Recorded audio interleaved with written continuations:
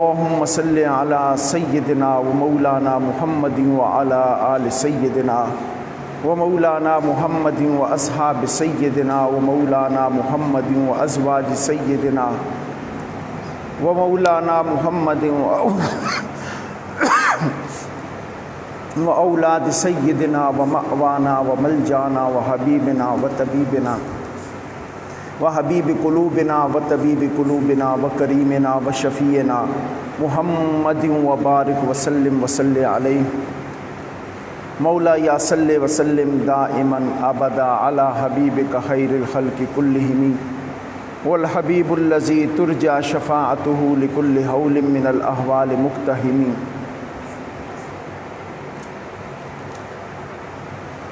وہ دیکھو زہرا کا پیارا بیٹا دیے وفا کے جلا رہا ہے، وہ دیکھو زہرا کا پیارا بیٹا دیے وفا کے جلا رہا ہے، رہے خدا میں وہ سر کٹا کے نبی کے دین کو بچا رہا ہے دکھیا بی بی پہ رات بھاری بتاؤ کس کس کے غم میں روئے، ہے دکھیا بی بی پہ رات بھاری بتاؤ کس کس کے غم میں روئے، وہ ڈھونڈتی پھر رہی ہے تارے لو چاند بھی منہ چھپا رہا ہے۔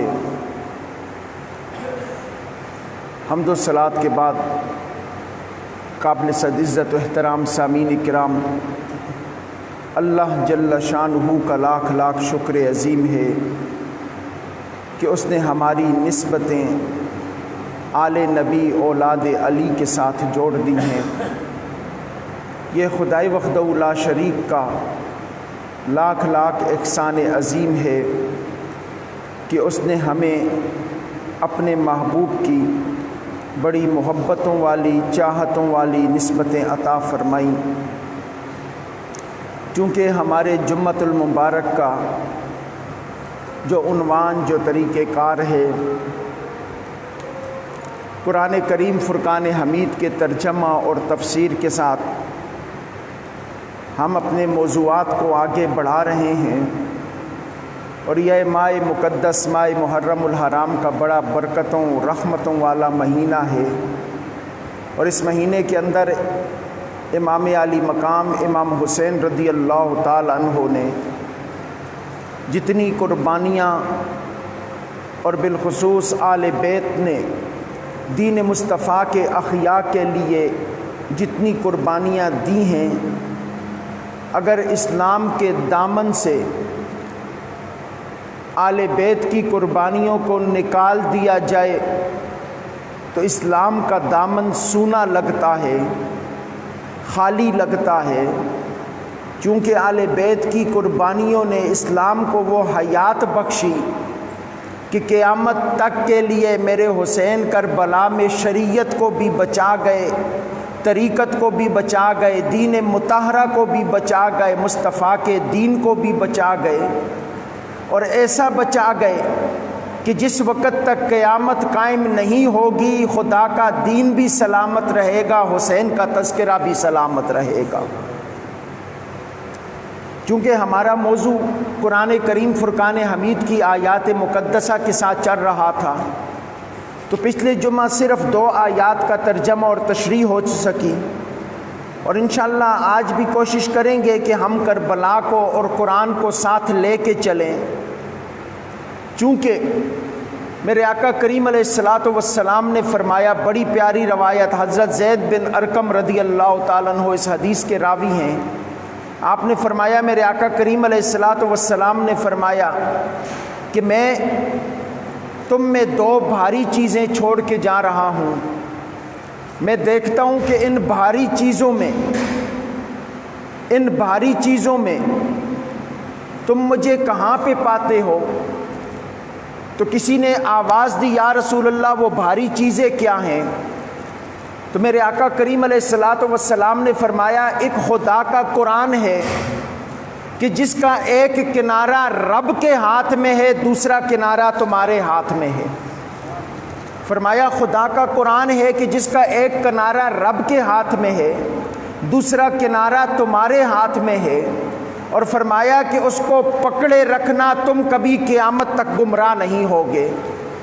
اور فرمایا دوسری میری آل بیت ہے، دوسری میری اطرت ہے، کہ جو تم میں چھوڑ کے جا رہا ہوں، اور میرے آقا نے فرمایا کہ قیامت تک کے لیے میری آل بیت، میری اولاد قرآن سے جدا نہیں ہوگی۔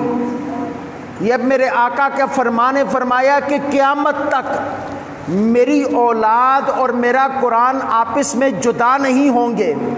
اور میرے آقا فرماتے ہیں کہ حتیٰ کہ قیامت قائم ہو جائے گی، مخلوق کا حساب و کتاب شروع ہو جائے گا، فرمایا میری اولاد اور میرا قرآن چل کے حوض کوثر پہ میرے ساتھ ایک ساتھ اکٹھے آئیں گے۔ اب ذرا توجہ، اور میرے آقا کریم علیہ الصلوۃ والسلام نے آگے بڑی پیاری بات فرمائی۔ سرکار نے فرمایا میرے صحابہ یاد رکھنا، بڑی پیاری روایت، فرمایا میری اولاد اور میرا قرآن یہ حوض کوثر پہ ایک ساتھ چل کے میرے پاس آئیں گے۔ اور پھر میرے آقا نے فرمایا میرے صحابہ یہ ویسی نہیں ملا ان کو، فرمایا میں نے اپنے رب سے مانگا ہے اپنی اولاد اور اپنے قرآن کے لیے کہ یہ دونوں ایک دوسرے کے ساتھ رہیں۔ یہ میرے آقا کا فرمان، فرمایا میں نے اپنے رب سے مانگا ہے، یہ میرے رب نے مجھے مانگے ہوئے یہ عطا فرمایا ہے۔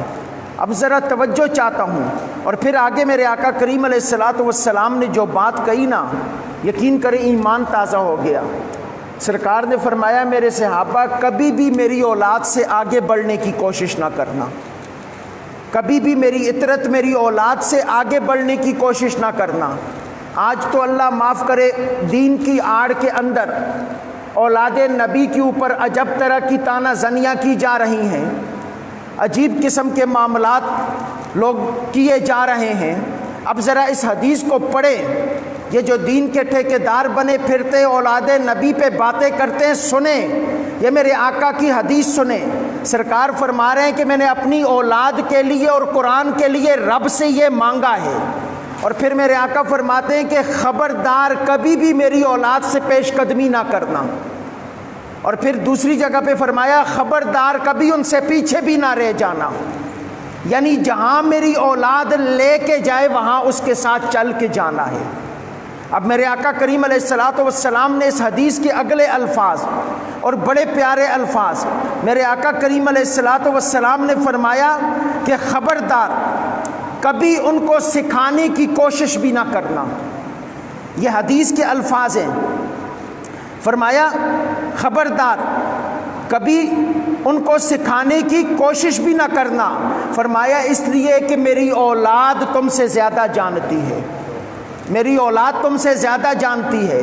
اب ذرا یہ توجہ کیجئے، یہ حدیث کے الفاظ ہے، زید بن ارقم اس حدیث کے راوی ہیں اور امام طبرانی نے اس حدیث کو نقل فرمایا ہے۔ اب ذرا توجہ چاہتا ہوں کہ کیا ہے، سرکار نے فرمایا قرآن اور میری اولاد ایک ساتھ ساتھ ہے۔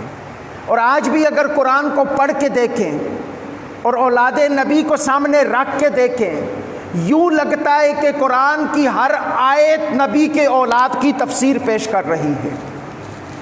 قرآن کی ہر آیت میرے آقا کے آل بیت کی تفسیر پیش کر رہی ہے۔ کہ میں نے پچھلے جمعہ جو عنوان اختیار کیا تھا کہ وَالنَّازِعَاتِ غَرْقًا وَالنَّاشِطَاتِ نَشْطًا، کہ خدا فرماتا ہے مجھے قسم ہے ان فرشتوں کی کہ جو جسم میں ڈوب کر، کافروں کے جسم میں ڈوب کر سختی سے ان کی جان کھینچتے ہیں۔ اور پھر فرمایا وَالنَّاشِطَاتِ نَشْطًا، اور مجھے قسم ہے ان فرشتوں کی کہ جو بڑی آسانی سے جسم کے بند کھولتے ہیں۔ تو میں نے پچھلے جمعہ بھی بیان کیا تھا، چونکہ موضوع کربلا کی طرف چل پڑا ہے تو اعلیٰ دن ہیں، انہی کے تذکرے ہیں، تو قرآن بھی ہمیں اسی سمت میں لے کے جا رہا ہے۔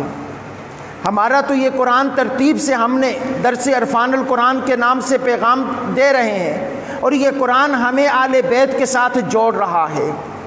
میرے آقا کا حدیث، میرے آقا کا فرمان کہ قیامت تک جدا نہ ہوں گے، تو یہ دیکھیں کیسے قرآن ہمیں آل بیت سے جوڑ رہا ہے کہ زندگی کی دو کیفیتیں ہیں، ایک کیفیت حسین والی ہے، ایک کیفیت یزید والی ہے۔ آج یزید کی حمایتیں بڑی شروع ہو گئی، لوگوں کی کیفیات یہ ہو گئی کہ وہ برسر منبر یزید کی حمایتیں کر رہے ہیں، وہ برسر ممبر یزید کے جنتی ہونے کی بشارتیں دے رہے ہیں، اور خدا معاف کرے کہ اہل سنت کی صفوں کے اندر بھی ایسے لوگ شامل ہو گئے کہ جو کل تک کسی کو مسلمان نہیں رہنے دیتے تھے۔ اہل سنت کی کیفیات یہ تھی ان کے کہ ان کے دستاریں دیکھو تو یوں محسوس ہوتا ہے کہ ان سے بڑی دستار کسی کی نہیں ہے، اور کل تک کفر کی مور ہاتھ میں پکڑ کر کبھی ایک عالم کو وہ دائرہ اسلام سے خارج کرتے تھے، کبھی دوسرے عالم کو دائرہ اسلام سے خارج کرتے تھے، اور آج جس وقت ایمان ثابت کرنے پہ آئے تو یزید کے ایمان پہ دلائل دے رہے ہیں، یزید پہ ایمان پہ باتیں کر رہے ہیں۔ میں ان ملاؤں سے کہوں گا کہ ارے خدا کی قسم، کربلا کے بعد صرف دو رنگ رہ گئے تھے، ایک رنگ حسینی تھا، ایک رنگ یزیدی تھا۔ خدا نے حسینی ہمیں بنایا ہے، یزیدی تمہیں بنایا ہے۔ یاد رکھیں، میں ان ملاؤں سے یہ کہنا چاہوں گا کہ ہمارے ایمانوں سے نہ کھیلو، ہم یزید کی حمایتیں برداشت نہیں کر سکتے۔ تم کہتے ہو کہ امام علی مقام نے یزید کی بیعت کی، تم کہتے ہو نعوذ باللہ من ذالک کہ امام علی مقام نے اس وجہ کہ یزید فاسق بھی نہیں تھا، زانی بھی نہیں تھا، شرابی بھی نہیں تھا۔ ارے تیرے کہنے سے کیا ہوتا ہے؟ امام زین العابدین نے یہ کہا ہے کہ کوئی شرابی آل بیت سے محبت کا دعویٰ نہ کرے، کہ اس لیے کہ کربلا میں آل بیت کو شہید کرنے والے سب شرابی تھے۔ ارے جب فوج شرابی ہے تو ان کا باپ بھی شرابی ہوگا۔ اور یاد رکھیں، یہ جو یزید کی حمایت کے اندر آج لوگوں کو مرور پڑ رہی ہے کہ یزید کو وہ اس کے ایمان پہ باتیں کر رہے ہیں، یاد رکھیں ہم حسینی ہیں، حسین کو ماننے والے ہیں، ہمارا کردار بھی حسینی ہے، ہماری گفتار بھی حسینی ہے۔ ہم ان کے بھی خلاف ہیں جو نبی کے صحابہ پہ بھونکتے ہیں، اور ہم ان کے بھی خلاف ہیں جو نبی کی آل بیت پہ بھونکتے ہیں۔ ارے ہمیں تو تربیت ہی یہی کی گئی کہ در والے ہوں یا گھر والے ہوں، ہم در والوں کے بھی غلام ہیں، ہم گھر والوں کے بھی غلام ہیں۔ ہماری نسبتیں تو در والوں سے بھی جڑی ہوئی ہیں، اور ہماری نسبتیں گھر والوں سے بھی جڑی ہوئی ہیں۔ ہم نہ در والوں کو چھوڑ سکتے ہیں نہ گھر والوں کو چھوڑ سکتے ہیں۔ تمہیں مبارک ہو کوئی گھر والوں کی مخالفت کر رہا، کوئی در والوں کی مخالفت کر رہا۔ یاد رکھیں صدیق اکبر وہ ہے کہ جن کی صاحبزادی نبی کے گھر میں ہے، اور عثمان غنی وہ ہے کہ جن کے گھر مصطفیٰ کی صاحبزادی ہے۔ ارے ہم تو وہ ہیں جو در والوں کی بھی خادم ہیں، جو گھر والوں کی بھی خادم ہیں۔ اور یاد رکھیں چونکہ موضوع میں کچھ ایسی چیزیں جو ہمیں اندر سے جلا رہی ہیں، ہمیں اندر سے انہوں نے جھنجھوڑا ہوا ہے کہ ہمارے لیے آج بڑا مشکل مرحلہ بن گیا۔ میں بالخصوص اہل سنت کی عوام اور بالخصوص ہماری یہ جو نوجوان نسل جو سوشل میڈیا سے ٹچ ہے، اس کے لیے یہ پیغام دینا چاہوں گا کہ بڑا عجیب وقت آ گیا ہے۔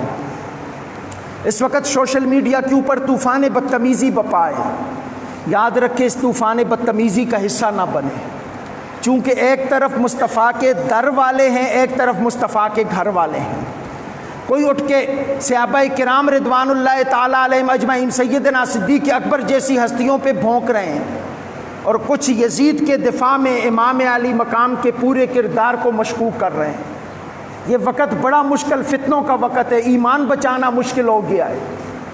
ایمان اسی وقت بچے گا کہ جب گھر والوں کو بھی مانو گے اور در والوں کو بھی مانو گے، جب مصطفیٰ کے غلاموں کو بھی مانو گے، مصطفیٰ کی اولاد کو بھی مانو گے، ایمان تب سلامت رہے گا۔ میرے آقا کریم علیہ الصلوۃ والسلام نے فرمایا ہے کہ الصحابی کالنجوم، میرے صحابہ ستاروں کی مانند ہیں، بِأَيِّهِمْ اقْتَدَيْتُمْ اهْتَدَيْتُمْ، فرمایا ان میں سے جس کی بھی اتباع کرو گے تم فلاح پا جاؤ گے۔ یہ نہیں کہا کہ فلاں فلاں صحابی مجتہد ہے ان کی اتباع کرنا، فرمایا کوئی بھی جس نے حالت ایمان میں مجھے سر کی آنکھوں سے دیکھا ہے، فرمایا اس کی اتباع میں چلے جاؤ فلاح پا جاؤ گے۔ اور دوسری جگہ میرے آقا نے فرمایا میری اولاد سفینہ نوح کی طرح ہے، میری اولاد سفینہ نوح کی طرح ہے، فرمایا جو ان میں سوار ہو گیا وہ بچ گیا، جو ان میں سوار نہ ہوا وہ تباہ ہو گیا۔ ہمارے لیے تو دونوں اسی طرح ہیں۔ تو میں نے جن آیات کریمہ کو مقدسہ کو موضوع سخن بنایا تھا، چونکہ ترتیب ہماری اس طرح چل رہی تھی، لیکن کچھ مسائل ایسے ہیں کہ جن پہ گفتگو کرنا ضروری ہے۔ ہماری ایمان کے اوپر ڈاکے پڑ رہے ہیں، ہماری ایمانوں کو خراب کیا جا رہا ہے۔ ہم کسی کی ذات کے مخالف نہیں ہیں، ہمیں مخالفت ہے تو ہر ایک کے کردار سے مخالفت ہے۔ جو رسول اللہ کی ذات کے ساتھ جڑے ہوئے کسی بھی ہستی کے اوپر طعنہ زنی کرے گا، ہم اس کی مخالفت کریں گے۔ اور ہمیں تو خدا کا قرآن بھی یہ کہہ رہا ہے کہ وَالنَّازِعَاتِ غَرْقًا، ایک طرف یزیدی موت ہے، یزیدی کردار ہے جن کی روحوں کو جسم سے کھینچ کے نکالا گیا، اور ایک طرف حسینی کردار ہے کہ وَالنَّاشِطَاتِ نَشْطًا، بڑی محبت سے ان کی روحوں کے بند کھولے گئے۔ اور آگے خدا کا قرآن فرماتا ہے کہ وَالسَّابِحَاتِ سَبْحًا، اور فرمایا قسم ان فرشتوں کی کہ جو تیزی سے ہوا میں تیر رہے ہیں، جو تیزی سے ہوا میں تیر رہے ہیں۔ اب یہاں پہ مفسرین نے دو تفسیریں فرمایا اس کی دو تفسیریں ہیں۔ ایک تفسیر یہ کہ خدائے وحدہ لا شریک ان فرشتوں کی قسمیں اٹھا رہا ہے کہ جو تیزی سے ہوا میں تیرتے ہیں، یعنی وہ فرشتے کہ جو آسمان سے اتر کے زمین کے اوپر آتے ہیں نا، آسمان دنیا سے زمین پہ آتے ہیں روحوں کو لینے کے لیے، تو فرمایا ان کی سپیڈ بڑی تیز ہوتی ہے۔ وہ جس وقت چلتے ہیں تو ایسے لگتا ہے کہ وہ تیر رہے ہوتے ہیں، جب وہ چلتے ہیں تو ایسے لگتا ہے کہ وہ تیر رہے ہوتے ہیں۔ مفسرین لکھتے ہیں ایک تو رب کائنات نے ان فرشتوں کی قسم اٹھائی کہ وَالسَّابِحَاتِ سَبْحًا، اور قسم ہے ان فرشتوں کی جو تیزی سے تیرتے ہیں فضا کے اندر، ہوا کے اندر، یعنی وہ فرشتے جو روحوں کو قبض کرنے کے لیے آتے ہیں، یا دوسرے وہ جو امور جو پوری کائنات کا کام ہے وہ کام کرنے کے لیے۔ فرمایا جو فرشتے فضا کے اندر سفر کرتے ہیں، خدا فرماتا ہے مجھے ان فرشتوں کی قسم۔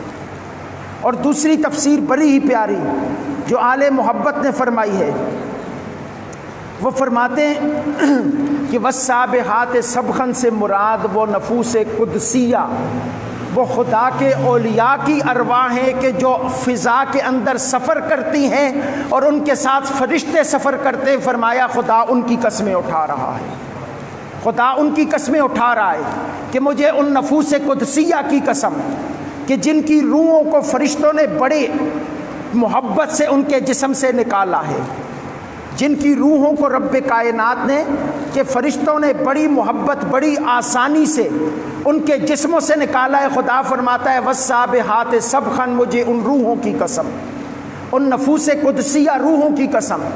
اور اس کے اوپر سب سے بڑی دلیل میرے آقا کریم علیہ الصلوۃ والسلام کی حدیث پاک کہ جس وقت حضرت جعفر بن طیار رضی اللہ تعالیٰ عنہ شہید ہو گئے نا جنگ موتا کے اندر، جس وقت حضرت جعفر بن طیار آپ شہید ہو گئے، حضرت جعفر بن طیار نہیں، حضرت جعفر بن ابی طالب رضی اللہ تعالیٰ عنہ مولا علی کے بھائی تھے، حضرت جعفر بن ابی طالب رضی اللہ تعالیٰ عنہ۔ آپ جنگ موتا میں شہید ہوئے تو میرے آقا کریم علیہ الصلوۃ والسلام تشریف فرماتے کھڑے تھے صحابہ کے ساتھ، تو اچانک میرے آقا نے آسمان کی طرف منہ کیا نا اور فرمایا کہ وعلیک السلام یا جعفر ابن ابی طالب، وعلیک السلام یا جعفر ابن ابی طالب۔ تو صحابہ کرام نے پوچھا یا رسول اللہ جعفر ابن ابی طالب تو شہید ہو گئے، وہ تو ہم میں موجود بھی نہیں، تو آپ کس کے سلام کا جواب دے رہے ہیں؟ اب ذرا یہاں پہ بھی سنیے خدا کا قرآن کیا کہہ رہا ہے، مصطفیٰ کی حدیث کیا کہہ رہی ہے، اور ان دونوں کو ملائیں تو نتیجہ کیا نکلتا ہے، ذرا توجہ چاہتا ہوں۔ فرمایا یا رسول اللہ وہ تو شہید ہو گئے، مولا علی کے صاحبزادے ہیں، امام علی مقام امام حسین کے بھائی ہیں، حضرت جعفر بن ابی طالب جناب ابو طالب کے صاحبزادے ہیں، مولا علی کے بھائی ہیں، مولا علی کے بھائی ہیں، جناب ابو طالب کے صاحبزادے ہیں، آقا کے چچا ذات بھائی ہیں۔ آپ نے فرمایا وعلیک السلام یا جعفر ابن ابو طالب۔ تو صحابہ نے کہا یا رسول اللہ وہ تو شہید ہو گئے، تو میرے آقا نے فرمایا ہاں مجھے پتہ ہے وہ شہید ہو گئے، لیکن ابھی میں نے فضا کے اندر دیکھا کہ فرشتوں کی جماعت اڑ کے جا رہی تھی اور ان کے ساتھ حضرت جعفر ابن ابی طالب بھی اڑ کے جا رہے تھے۔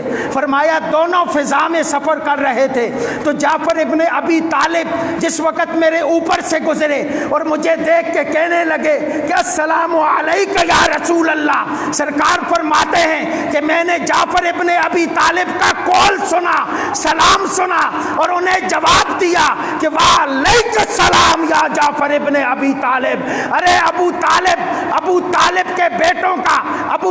کے بیٹوں کا مقام یہ ہے کہ شہادت کے بعد فضا میں اڑتے ہوئے مصطفیٰ کو سلام پیش کرتے ہیں۔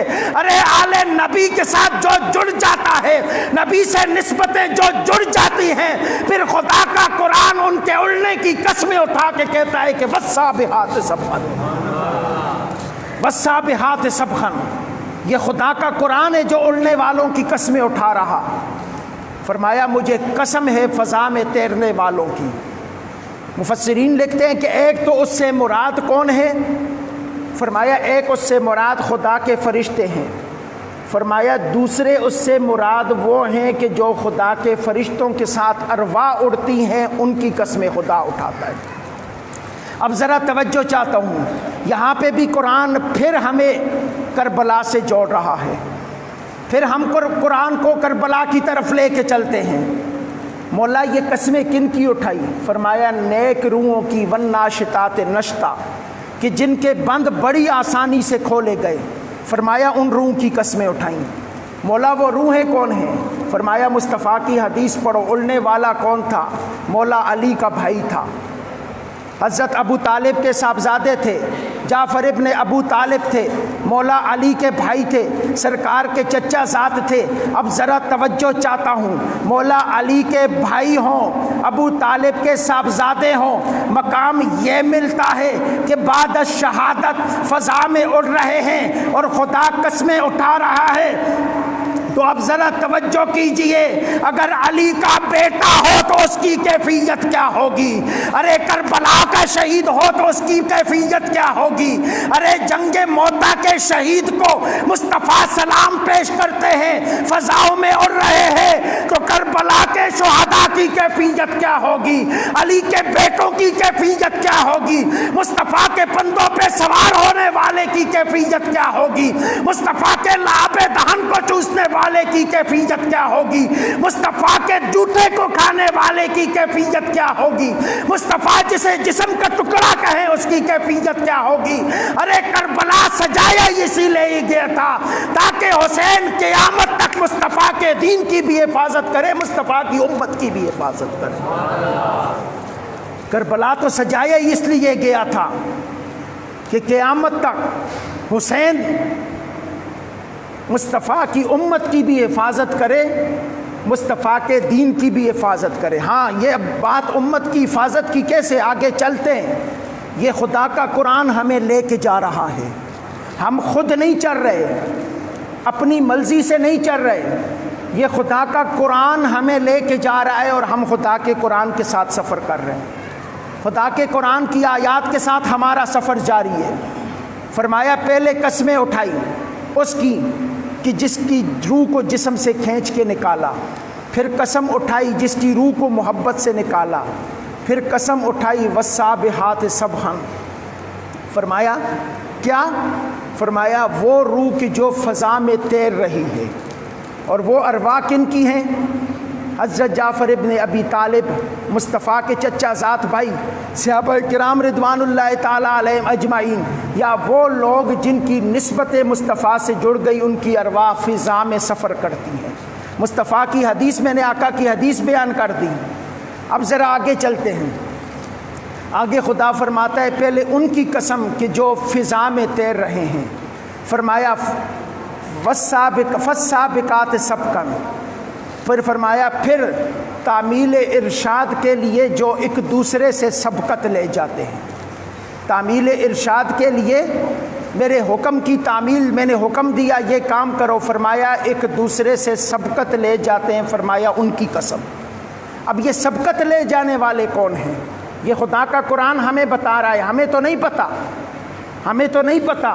خدا کا قرآن کہہ رہا ہے کہ کچھ لوگ ایسے بھی ہیں جنہیں تم دیکھ نہیں سکتے، جو تمہاری نظروں میں نہیں ہیں، میں ان کی قسم اٹھا رہا ہوں کہ ان کے کام کیا ہے۔ فرمایا کبھی وہ فضا میں تیرتے ہوئے نظر آتے ہیں، فرمایا کبھی میرے حکم کی تعمیل کے لیے ایک دوسرے سے سبقت لے کے جاتے ہیں، فالسابقات سبقا، فرمایا تعمیل ارشاد کے لیے جو دوڑ کر سبقت لے جانے والے ہیں۔ مولا یہ اب سبقت کون لے جانے والے ہیں؟ فرمایا اس کی بھی دو تفسیریں ہیں۔ پہلی تفسیر، اس سے مراد وہ فرشتے ہیں کہ جو رب کائنات نے ڈیوٹیوں پہ معمور کیے ہوئے ہیں، جن کے ذمہ اس نظام کائنات کی ڈیوٹی ہے۔ وہ فرشتے ہیں کہ جو روحوں کو قبض کرنے کے لیے آتے ہیں، وہ فرشتے ہیں کہ جو روحوں کو لے کے جانے کے لیے آتے ہیں۔ فرمایا ان کی قسم خدا اٹھا رہا ہے کہ مجھے ان کی فرشتوں کی قسم کہ جو میرے حکم کی تعمیل کے لیے ایک دوسرے سے سبقت لے جاتے ہیں۔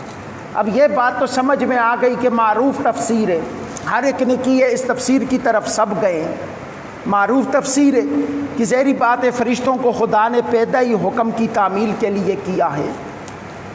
اب دوسری تفسیر کیا ہے جو مفسرین نے بڑے پیارے انداز سے اس کو نقل فرمایا، علامہ آلوسی بھی لکھتے ہیں اور اسی طرح صاحب تفسیر روح البیان بھی لکھتے ہیں اور تفسیر مظہری والے بھی لکھتے ہیں، بڑی پیاری بات۔ فرمایا جس وقت خدا نے کہا نا فالسابقات سبقا، اس سے مراد بھی دو چیزیں ہیں۔ فرمایا پہلی تو وہ فرشتے مراد ہیں کہ جو خدا کے حکم کی تعمیل کے لیے ایک دوسرے سے سبقت لے کے جاتے ہیں۔ فرمایا فرشتوں سے ہٹ کے دوسری دو چیزیں ہیں۔ فرمایا اس سے مراد وہ پاک روح ہے، اس سے مراد وہ پاک روح ہے کہ جو جسم کے اندر موجود تھی جس وقت رب کائنات کا حکم ہوا، رب کائنات کا حکم ہوا، اور اس حکم کو پورا کرنے کے لیے جس وقت روح کو پتہ چلا کہ میرے رب کا حکم آ گیا ہے کہ اب اس جسم کو چھوڑ کے اپنے رب کی طرف لوٹ کے جانا ہے، تو فرمایا وہ روح اس جسم سے تیزی سے نکلتی ہے تاکہ میں سبقت لے جاؤں اپنے رب کے پاس پہنچنے میں جلدی سے اپنے رب کے پاس پہنچوں۔ تو فرمایا خدا اس روح کی قسم اٹھا رہا کہ فالسابقات سبقا، مجھے اس روح کی قسم کو جسم کو چھوڑ کے میرے پاس آنے کی جلدی میں دوڑتی ہے۔ فرمایا فالسابقات سبقا، مجھے اس روح کی قسم۔ اور تیسری چیز جو آل محبت نے بیان کی، فرمایا خدا فرما رہا ہے کہ مجھے ان روحوں کی قسم، ان پاک روحوں کی قسم کہ جنہوں نے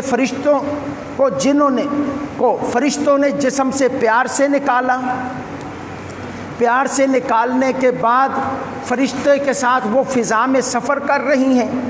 اور فرمایا تیسری کیفیت یہ کہ میں انہیں وہ قوتیں، وہ طاقتیں عطا کر دیتا ہوں کہ امور دنیا ان کے سپر کر دیتا ہوں، امور کائنات ان کے سپر کر دیتا ہوں۔ پھر یہ عام روحیں نہیں رہتی، فرمایا وہ میرے اولیاء کی روحیں ہوتی ہیں، وہ میرے خاص لوگوں کی روحیں ہوتی ہیں۔ فرمایا فالسابقات سبقا، مجھے ان ارواح قدسیہ کی قسم، ان نفوس قدسیہ کی ارواح کی قسم کہ جو اس نظام کائنات میں میرے فرشتوں کے معاون بن کے سبقت لے جاتی ہیں۔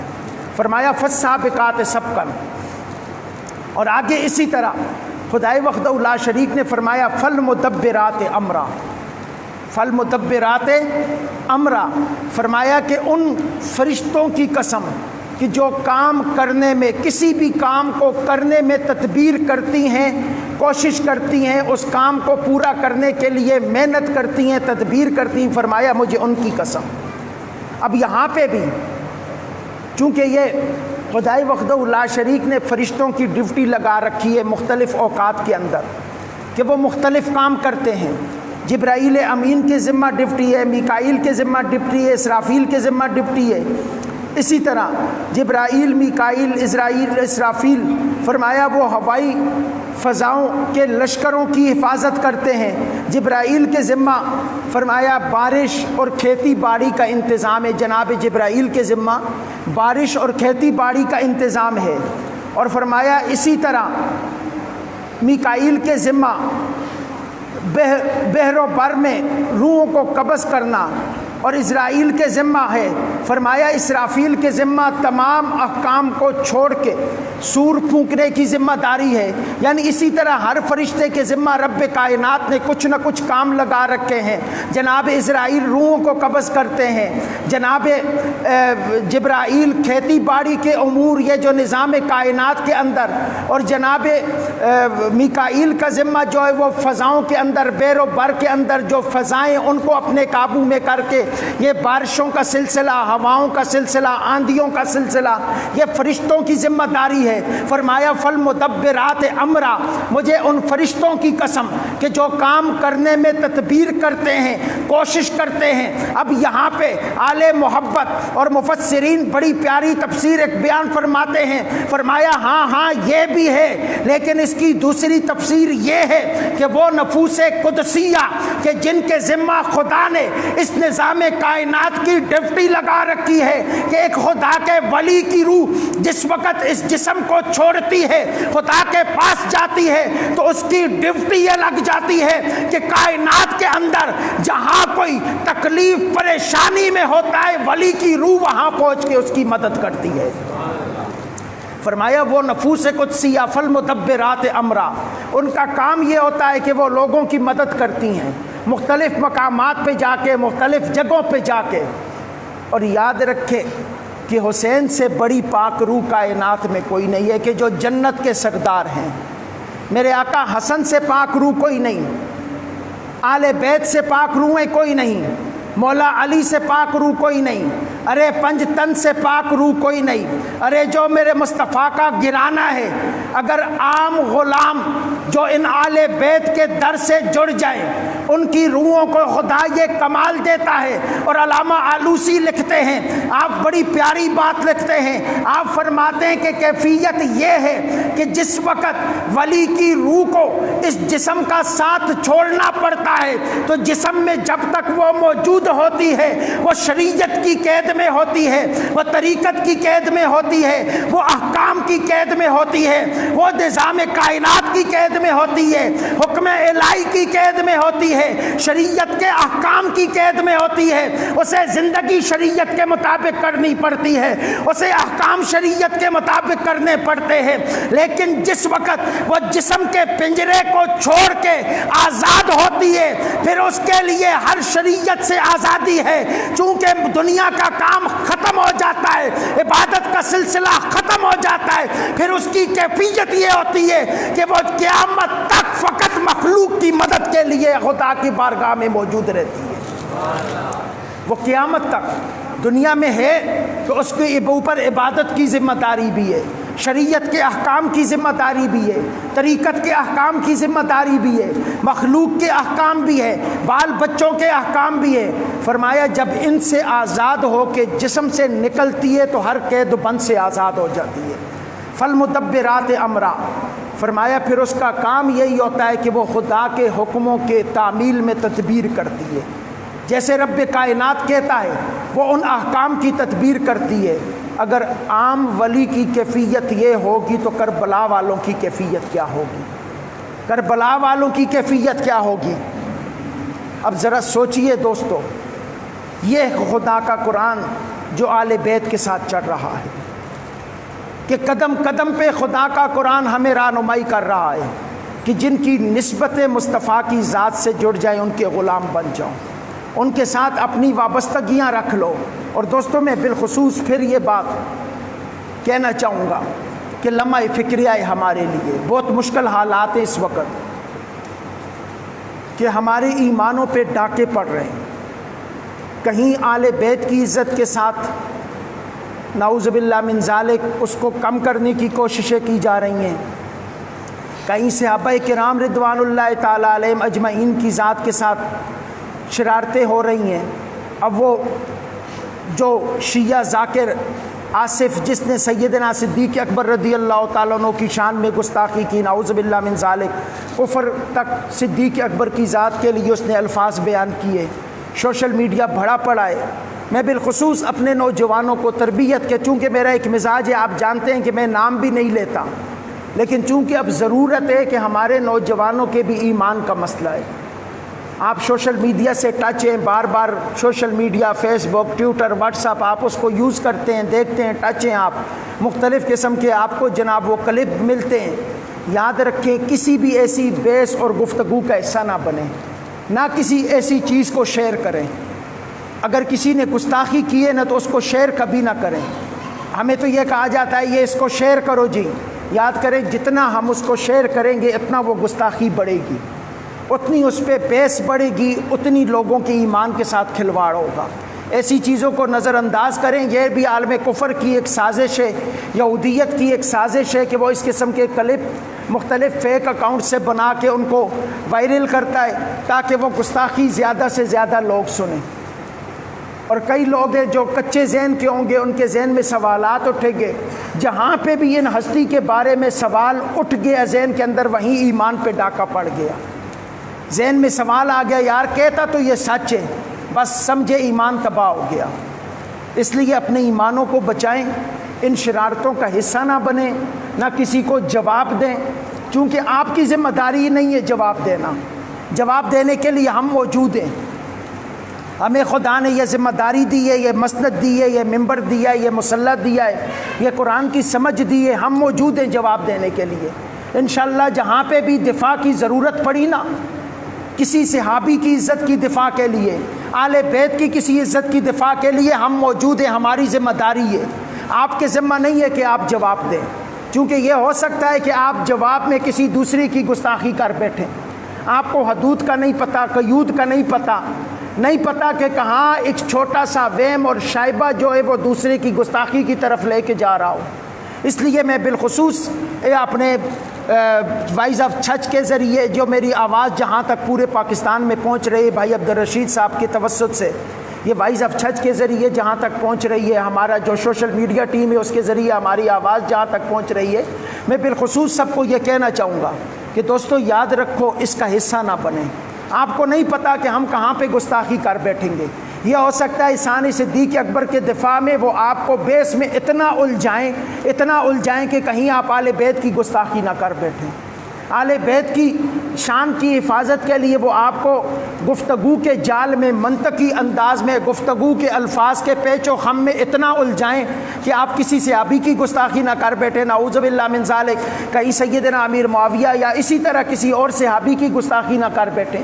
اسی لیے میں آپ لوگوں سے کہوں گا کہ آپ اس بیس کا سوشل میڈیا پہ کسی کمنٹ کا جواب نہ دیں، کسی ایسی چیز کو آپ وائرل نہ کریں، کسی ایسی چیز کو آپ سنیں نہ، اس کو اگنور کریں، نظر انداز کریں، بلاک کر دیں، اپنی فرینڈ لسٹ سے نکال دیں، چونکہ جواب دینے کے لیے ہم موجود ہیں۔ ہمیں خدا نے یہ ڈیوٹی لگائی ہے اور انشاءاللہ جہاں ضرورت پڑی ہم برسر ممبر بھی جواب دیں گے، برسر دار بھی جواب دیں گے۔ ہم جواب دینے کے لیے انشاءاللہ موجود ہیں، آقا کی عزت کی دفاع کے لیے، آل بیت کی دفاع کے لیے، صحابہ کے دفاع کے لیے۔ اگر ہمیں ممبر پہ بیٹھ کے جواب دینا پڑا ہم تب بھی دیں گے، اور خدا کی قسم یہ قرآن ہاتھ میں اٹھا کے کہہ رہا ہوں کہ اگر یہ تختہ دار پہ چڑھ کے جواب دینا پڑا خدا کی قسم ہم جواب دیں گے۔ ہم وہ نہیں ہیں کہ جو نبی کی ناموس کے اوپر یا صحابہ کی ناموس پہ سمجھوتا کر لیں۔ ہاں ہم بالکل، ہماری کیفیت یہ ہے کہ ہم پرامن لوگ ہیں۔ ہم نے آج تک اپنے ممبروں پہ کسی کو گالی نہیں دی، اپنے ممبروں کے کسی کے اوپر غلط الفاظ نہیں استعمال کیے، نہ ہم کریں گے، چونکہ ہماری تربیت ایک مرد کامل کی نگاہ سے ہوئی ہے۔ ہماری تربیت حضور قبلہ عالم قبلہ بابا جی صاحب کے نگاہ ناز سے ہوئی ہے۔ ہم ان کی پروردہ آغوش میں ان کی ہم پڑے ہوئے ہیں۔ ہمیں جتنی تربیت آج بھی نصیب ہو رہی ہے اس ولی کامل کی آغوش سے ہو رہی ہے۔ ہمارا جینا بھی اس ولی کی نگاہ ناز سے ہے، ہمارا مرنا بھی اس ولی کی نگاہ ناز سے ہے۔ لیکن خدا کی قسم جہاں پہ ناموس صحابہ کی بات آئے گی، ناموس عزت آل بیت کی بات آئے گی تو ہم اپنی جانیں بھی قربان کرنے کے لیے تیار ہیں، اور ہمیں جس محاذ پہ گفتگو کرنی پڑی ہم گفتگو بھی کریں گے، ہم خون کا آخری قطرہ بھی ان کی عزت کے لیے بہا دیں گے۔ یہ ہمارا ایمان ہے۔ لیکن خدا را میں آپ لوگوں سے یہ کہوں گا کہ آپ لوگ اس بیس کا حصہ نہ بنیں، آپ لوگ اس بیس میں نہ الجھیں لوگوں کے، چونکہ بڑا خطرناک مسئلہ ہے۔ آج تک ہمارے ساتھ یہی تو معاملہ ہوا، ہمیں کبھی ایک مولوی استعمال کر کے چلا جاتا ہے، کبھی دوسرا مولوی استعمال کر کے چلا جاتا ہے۔ ہماری عوام کے ساتھ یہی المیہ ہوا کہ یہاں پہ بیٹھ کے ناموس رسالت کی بات کر کے کہا جاتا ہے دو گے جانے دو گے یہ، بھائی ان کی ذمہ داری جب آئے گی ہم ان سے لے لیں گے، فی الحال ہماری ذمہ داری ہمیں پوری کرنے دو۔ اب عوام کو یہ نہیں کہتے کہ آپ یہ کرو، فلاں مولوی نے یہ کہا آپ یہ کرو، آپ یہ کرو، آپ یہ کرو، یہ چیزیں آپ کے ایمان کے لیے بھی خطرناک ہو سکتی ہیں۔ تو خدا را میں بالخصوص نوجوانوں کو یہ کہوں گا کہ ان چیزوں سے پرہیز کریں، ان الجھنوں سے باز رہیں، تاکہ ہمارا ایمان سلامت رہے اور ہماری نسبت آل بیت کے ساتھ سلامت رہیں۔ وما علینا الا البلاغ المبین۔